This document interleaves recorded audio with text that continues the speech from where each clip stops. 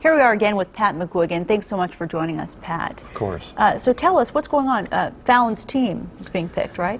Fallin's team is beginning to come together, and there's no surprises, but it is interesting, the particulars.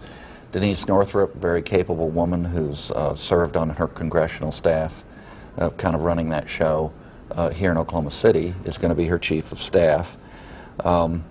The Lieutenant Governor, Todd Lamb, she's given a substantive position to, kind of echoing the cooperative arrangement that she had when she was Lieutenant Governor with Governor Frank Keating. Lamb will be in charge of an area that he campaigned hard on, and that's small business, economic development. He'll be the advocate for small business, and he has a lot of ideas that he pressed very hard in the campaign, and he'll get to try to implement those. Running the overall transition are two very capable individuals.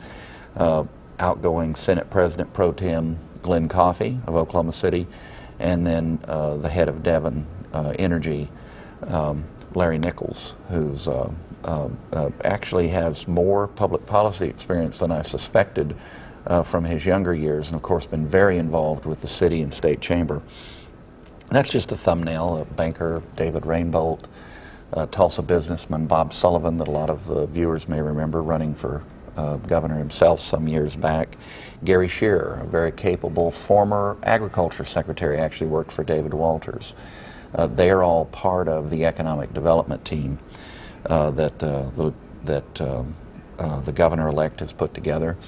I'd watch now for some kind of a formal role to be announced before too long for Nate Webb, perhaps even by the time people get to see this. So there's a lot happening with the governor, and she's making some not surprising but pretty strong-looking choices. Is it unusual for someone like Larry Nichols to be named? I mean, I think maybe people look at it and they think, all right, former politicians maybe, but you know, that stands out in my mind. Well, I think it emphasizes, I don't know, that's a very interesting question. I wouldn't call it unusual, certainly not unprecedented, maybe not totally expected, but it fits perfectly with her economic development, economic development, economic development, jobs, jobs, jobs, which you're hearing a lot. It fits perfectly with that because Nichols is an example of somebody that's navigated the shoals of business in a very challenging time in the American economy. Would you expect those who are on the transition team to actually stay on after the transition's over? Perhaps. We'll see. All of them have options. Certainly Coffey could either go back to the private sector, and Nichols has his place to return to, but Coffey, you know, might be able to be convinced to stay in government for another round. Now, what about the Senate? We're also hearing people being named there to lead the Senate in the next session. Yes, the Republicans have elected, not surprising, Brian Bingman of Sapulpa as the President Pro Tem-elect. Of course, that all has to wait for formal ratification in January, but the members of the Senate and the House will be taking their oaths in the next week or so. Mike Schultz of Altus, a very capable senator, he's going to be the floor leader. A key choice was David Myers to run the Appropriations Committee. A lot of the committee chairs haven't been announced, but Myers is going to run Appropriations. It's a strong choice. He's been the vice chairman of the committee, so in a way that's a sign of stability. So in terms of communication with the outside, with people that are concerned about budget cuts, they already know the guy they're going to need to be talking to in the Senate. All right, now what about the House? House, probably one of the most interesting stories is going to be the State House of Representatives. Kris Steele, the Speaker-designate, is a strong and, if I dare say, reliable conservative. He does have intriguing aspects to his character and his view on issues. He's a man of deep faith, and he's making it very clear that he's concerned about corrections policy, and he wants to move pretty aggressively at seeking alternatives to incarceration. For nonviolent crimes, he wants to do something about the high levels of women being incarcerated, and at the same time keep the justice in the criminal justice system, but shift things a little more towards care, treatment, and trying to provide a way that when people come back out from the inside, as they refer to it, that they have the ability to get a job. Jeff Hickman will be his top man, the Speaker pro tempore, as they call it.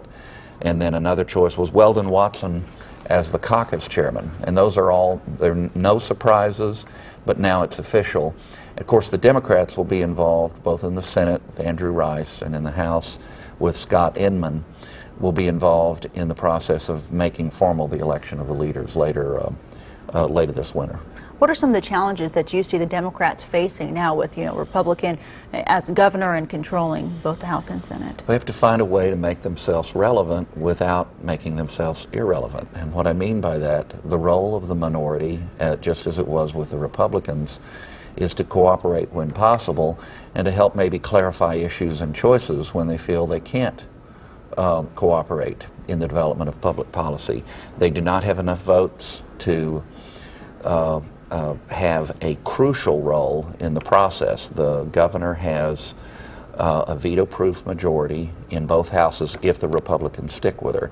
So the challenge for the Democratic leadership will be to remain relevant and to work hard on issues they care about and recognize that after 103 years of Oklahoma history, they are now the minority party throughout the government of Oklahoma. Okay. Is there anything else you want to add on these topics? Stay tuned. I'm sure we'll be watching very carefully. Things will quiet down a little bit in December, and then they'll get fast and furious again all through the month of January, leading up to the start of the session in February. Okay, thank you so much, Pat. And you can check out Pat's news website at CapitolBeatOK.com. And we'll see you again next week. Thanks.